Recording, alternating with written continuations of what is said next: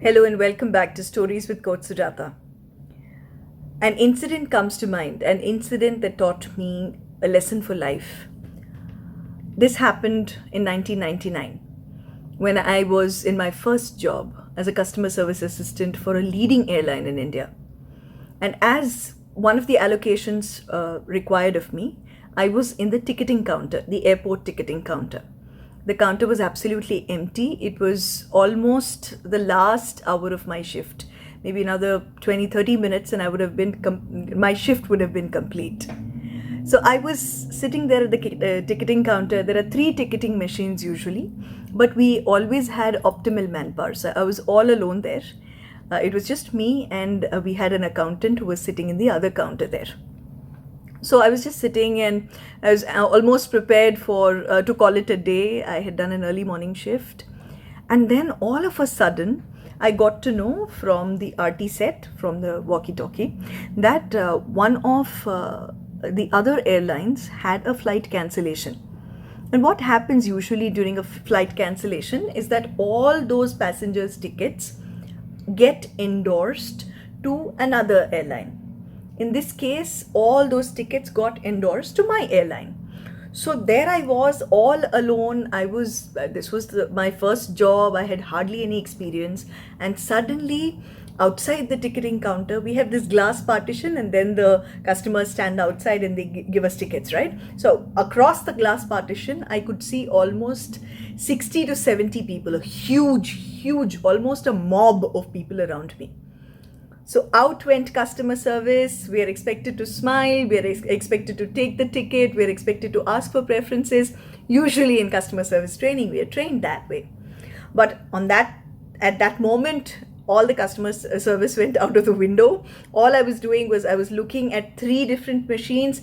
I had switched on 3 different ticketing machines, and I was running from one machine to the other in this small office, a ticketing office, taking tickets without even looking at the customer, just looking, not even looking up, maybe looking up momentarily, taking the ticket, processing the ticket, endorsing it, and asking the customer to go in and board the flight, the passenger to go in and board the flight.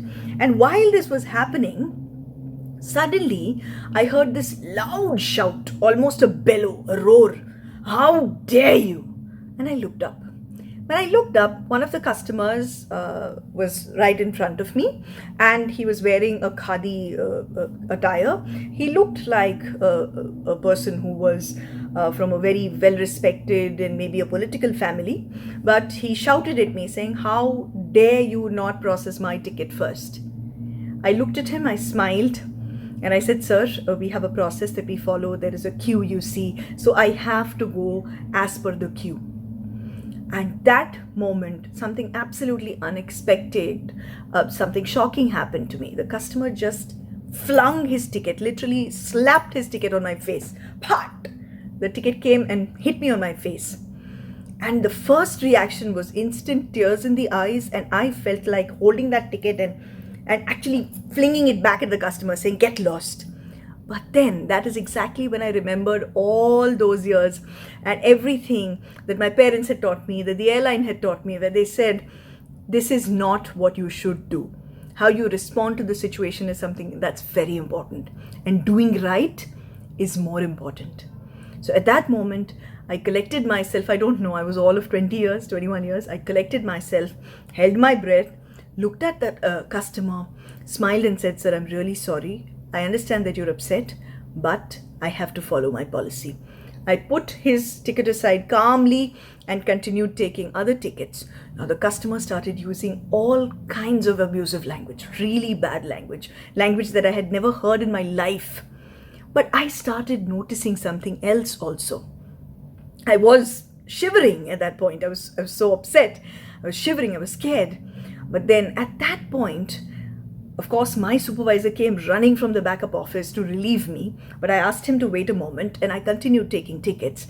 What happened? The change that I saw outside the counter was all other people who were standing in the line started objecting, started supporting me, started gathering around that gentleman saying, "How dare you speak to a female staff like that? 1.